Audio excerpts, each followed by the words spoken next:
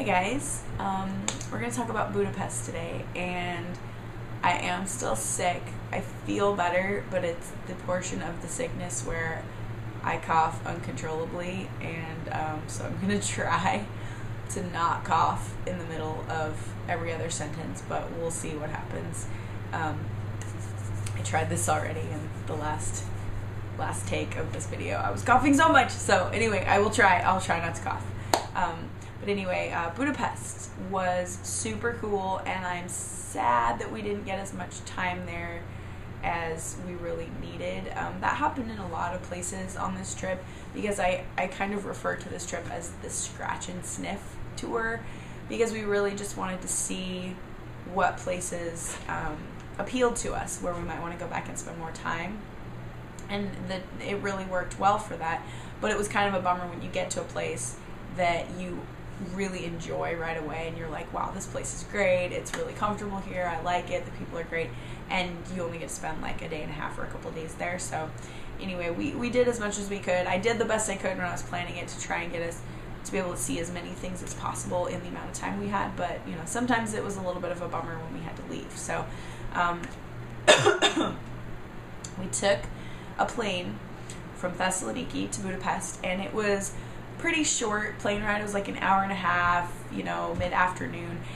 Because it was an hour and a half plane ride, it was a little bit weird that they served us a meal, but I think it was because it was like early evening or something. It was like 4:30 in the afternoon, I don't remember exactly, but it was really good food, and Hungarian Malev Air is super awesome. Like, I would have never guessed that Hungarian airlines, like, I don't know how you could figure, like, who would have a good airline, but the people were super nice, like, the flight attendants and everything. The seats were super cushy and leather, like, soft leather, and this was just coach, this was, like, economy, and there was, like, plenty of leg room, and it was amazing. Like, I wish I could fly Malev Air everywhere. Like, does Malev fly out of Portland? I don't know. But it was really cool, and because it was a short flight, we were like, wow, this is the best plane ride ever. It was cushy, and we didn't have to be here for very long, and when we get to Budapest, we had to take some means of public transportation to get to where our hostel was, and so we took a bus and then a metro, and then we had to walk. It was like, the airport was kind of far away, as they usually are, and this was the first place that we had a different kind of currency that we had to use, because up until this point we were using the euro, and at that point Hungary, I don't remember, I think they were starting to be in the EU, but they weren't, their currency wasn't switched over yet. There were a lot of countries like that, and so they were still on the Hungarian forint, which was an interesting currency in that it was 284 forint to the dollar, which makes doing conversions in your head nearly impossible. If it was like 200, that would be easy, but it was like 284. So you go to the grocery store and you're like, 5,700 forint. How much is that in dollars? Like, you just had to do these like really weird conversions. I'm good at math, but I was literally having to like write it down on a piece of paper because I just could not do it in my head. And our hostel wanted cash for the remaining payment. Like, I paid the deposit online, but they wanted cash for the rest of it. And it was something like 18,000 forint. So I had to go to the ATM and take out 18,000 forint. I don't think I've ever had 18,000 of any singular, like, amount of currency, and not pennies or anything. It was weird. I'm like, 18,000 forint. But it doesn't mean, because, you know, there was so many forint to the dollar, it doesn't mean things were super cheap. It just means things cost like in the thousands of forints. You know, it was kind of strange. You think that they would like adjust that a little bit, but whatever. Maybe they're on the euro now, I don't know. So we get to our hostel, we got settled. It was freaking hot. Like, we expected it to cool down a little bit, but that was a bad idea to try to expect coolness. It was just super muggy. And so we were a little bit grumpy. Humidity makes us all grumpy. Humidity, heat, whatever. And we did not sleep good the 2 nights before. If you remember, we had slept on a beach, so we were just like, just growling, and we needed food. We were like, let's just go to the grocery store. And so we got settled in our hostel, which was a pretty cool hostel. The bathrooms were strange. I haven't mentioned any strange bathrooms for a while, but they had saunas, but we obviously we're not going to use the saunas. But the showers did not have a middle ground for temperature. It was freezing ice cold, 3rd degree burn hot.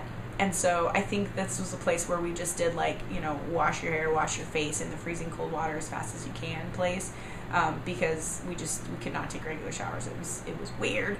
And he wasn't a crazy person, but he was an interesting person for Budapest. His name was Victor, but I'm going to call him Janos because he was exactly, like, demeanor-wise, exactly like the character Janos in Ghostbusters 2.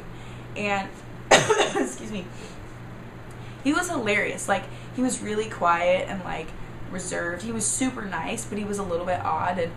And so we tried so hard not to giggle whenever he would talk to us. Like, it was really, really difficult because he just had a really strange way about him. Like, he was kind of, like, inquisitive, but in a really weird way. He would ask, like, really weird, random questions and then awkwardly leave rooms. Without, like, in the middle of a conversation or something. It was strange, but he was a funny guy. And this hostel had a TV, and it had free internet, which we love when it had free internet. And we had a room to ourselves, just 4 beds in there. But there had been a chick living in our room. Like, some girl was actually living there, and she wasn't there anymore, obviously, or we wouldn't be in the room.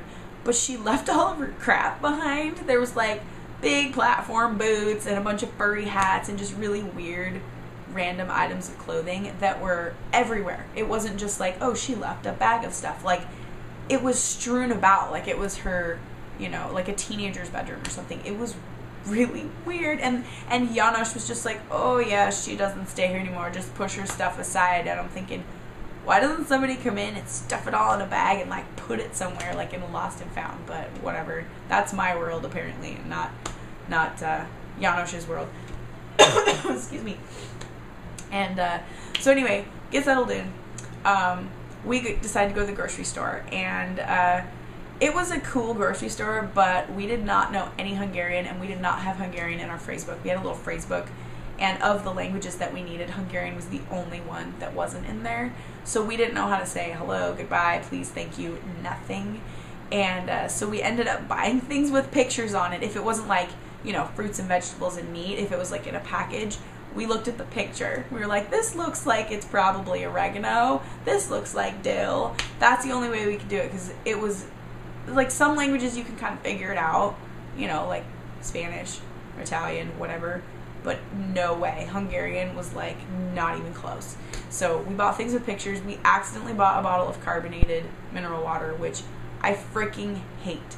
Sorry if any of you like it, but I think it's disgusting. It tastes like carbonated cooking oil to me. Not that I drink cooking oil, but it just was, it's so gross. So we were a little disgruntled because it wasn't cheap either, and we were mad. But we went back. We cooked a good dinner. We actually got a really good night's sleep because it wasn't the beach, and we could, like, actually lay down and stretch out. So it was pretty rad. The next day was our only full day of sightseeing, and that was kind of the bummer thing. And I had a lot of things written down, like, that we could see, and then when you get to your hostels, there's always, like, brochures and pamphlets and stuff of things that you might want to see while you're there.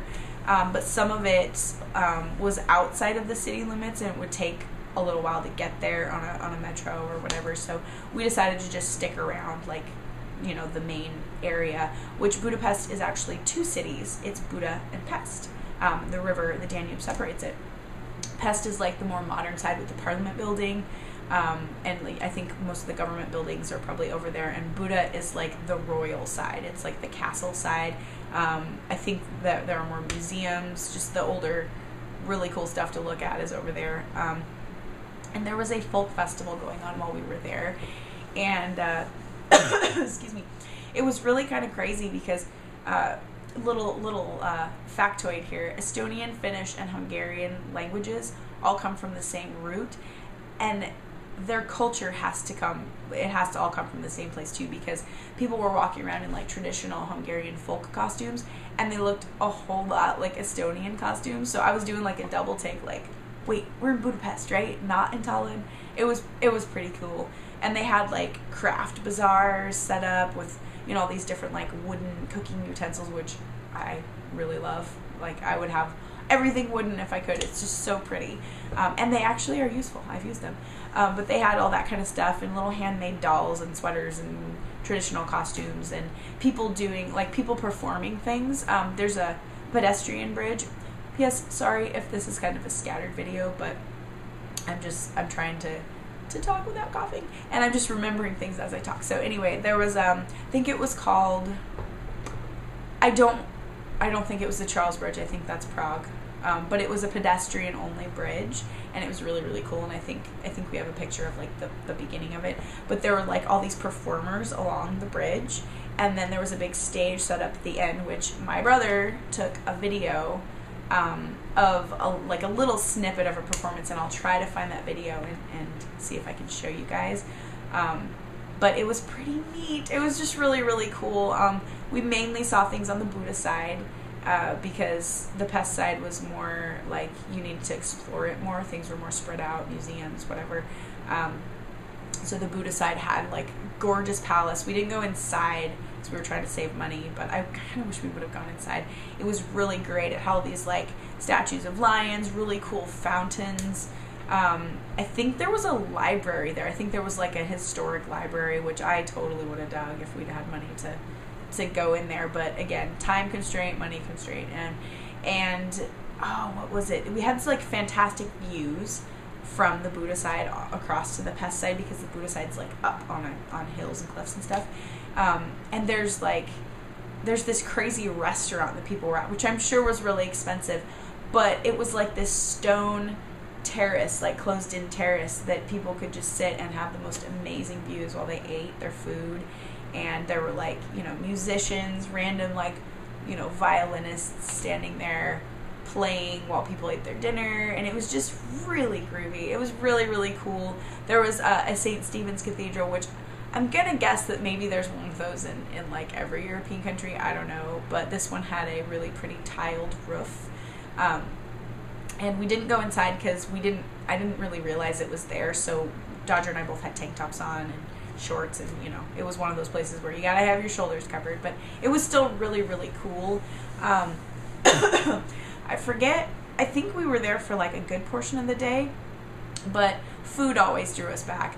And there was a really cool hike, like you could hike to the top or take this really crazy like cliffside elevator, and that cost money, so we hiked to the top, but it was really, really cool. It was just a really beautiful, majestic place, and Hungarian people are super nice, although we did think that they looked kind of like angry. They looked a little bit angry. They're just really like sturdy, like stoic is not the right word, reserved people, like really reserved. At least that's what we saw. Maybe they're not all like that, but they were super, super nice. So we had a good day in Budapest, and I went back, and we did some good cooking at this hostel because it had a decent kitchen, and we had some chats with some people that were in our hostel, and it rained the second night. Oh, we were so excited because we had not seen rain for weeks. And as Oregonians, we are very used to rain, even in the summer. And the rain kind of broke the heat a little bit, and there was thunder and lightning, which is awesome. I love thunder and lightning. And it's funny because we were so excited, like the smell from all the open windows of like, I love the smell of rain hitting pavement and gravel, and it just like wafted in through the windows, and we were like, it's raining! So we ran outside as other people were running in trying to get away from the rain. It was really funny because we're like, oh, just doing a rain dance, just getting all wet. It was so awesome. And we watched the movie Hook in Hungarian, and we also watched some Hungarian news. It's kind of fun to just watch foreign TV sometimes and see if you can figure out what they're saying. But something that I haven't mentioned yet is the whole time we were in Europe, there were these cows, not real cows. They were like, I don't know what they were made of, but they were for some kind of, it was like a art contest, but for charity. And so there were these cows in every, maybe I didn't see them in every country, but they were in a lot of the countries that we went to. And it was, you know, people would paint or decorate these cows in different ways. And I will try to put a bunch of these cows, because we took pictures of quite a few of them, and not all of the pictures are from Budapest. Only one or two of them is from Budapest, but I'll try to put pictures up. They were like, I think we have 3 or 4 pictures of these cows, but it was kind of crazy because we're like, oh, look, another cow. It like became something that we watched for. It's like, look, a cow. Oh, there's another cow. So we saw on this Hungarian news program, that's how we learned that it was like an art thing for charity that was going on all over Europe. So just random little tidbit. And so yeah, that's pretty much all. I mean, we had a really good time, brief as it was, and we just it was kind of a chill place. Like, I felt like it was a really good chill out place, and you don't really want to do a lot when it's hot anyway, but it was nice. It was really nice, and it was a good experience, and I really, really want to go back to Hungary because it was a really cool place, and I highly recommend it. And you can go meet Janos if he still works there, if you go stay in that hostel. Anyway, so I think I will go, and hopefully this video was okay. There was minimal coughing. I thought there would be more, and it was towards the end. I can't say cough without coughing. Anyway, I will see you guys later. Bye.